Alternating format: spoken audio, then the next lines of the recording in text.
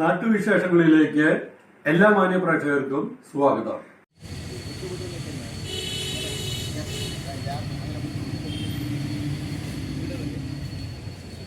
മുഖ്യമന്ത്രി സെക്രട്ടേറിയറ്റ് തിരുവനന്തപുരം.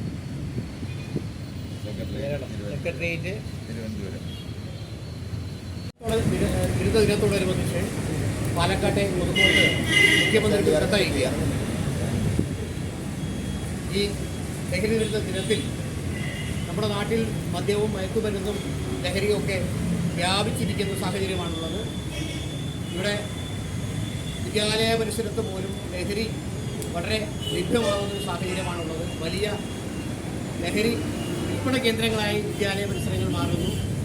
അതിനെതിരെ നിലവിലുള്ള നിയമങ്ങൾ കർശനമായി നടപ്പിലാക്കണമെന്നാവശ്യപ്പെട്ടുകൊണ്ട്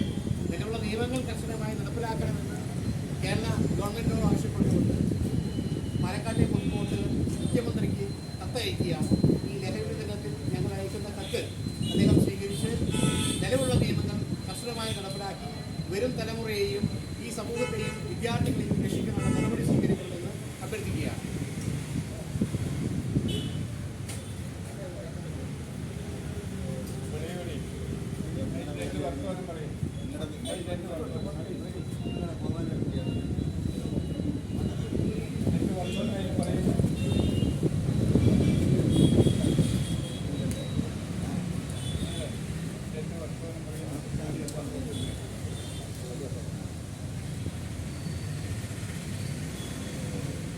ലഹരിവിരുദ്ധ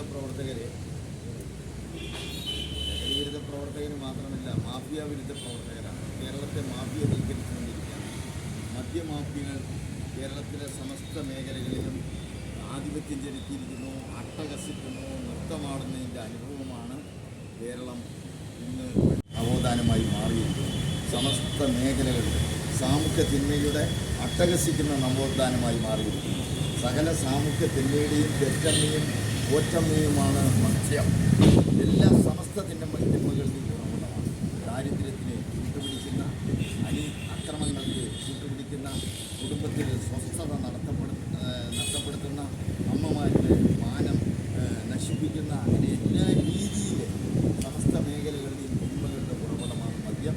അതുകൊണ്ട് മദ്യാധിപത്യത്തിനെതിരെ ഉള്ള നിലപാടാണ് ആവശ്യം. പ്രകടനപത്രിക വാഗ്ദാനം എഴുതിയതുകൊണ്ട് കാര്യമില്ല, അത് നടപ്പിലാക്കേണ്ട ഉത്തരവാദിത്തം കേരളത്തിലെ ഭരണകൂടത്തിനുണ്ട്.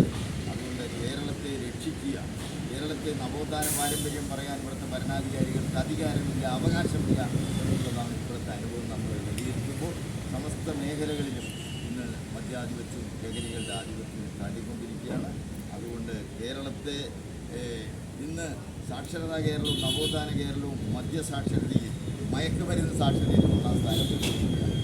ഇതൊക്കെ വളരെ അപമാനമാണ്. ഇവിടുത്തെ നവോത്ഥാന പരിഷ്കർത്താക്കളുടെ പോരാട്ടങ്ങളെയും അവരുടെ ത്യാഗങ്ങൾക്കും ഘടകവിരുദ്ധമായിട്ടാണ് നമ്മുടെ ഭരണാധികാരികളെന്ന് ഇവിടുത്തെ ജനാധിപത്യത്തെ തന്നെ പണാധിപത്യമാക്കിയിരിക്കുന്നത് മദ്യാധിപത്യമാണ് ഇവിടുത്തെ ജനാധിപത്യത്തെ ഒരുങ്ങിയിരിക്കുന്നത്. ഈ തിരിച്ചറിവ് നമ്മൾക്കുണ്ടായാൽ പോരാ, സത്യപ്രതിജ്ഞയുടെ ഭരണാധികാരികൾക്ക് ഉണ്ടാകണം എന്നാണ് ഞാൻ പറയാനുള്ളത്. അതുകൊണ്ട് മദ്യാധിപത്യത്തിന് കൂച്ചുവിലങ്ങിടാൻ ഇവിടുത്തെ കേരളത്തിലെ ഭരണാധികാരികൾ മുന്നോട്ട് വരണം.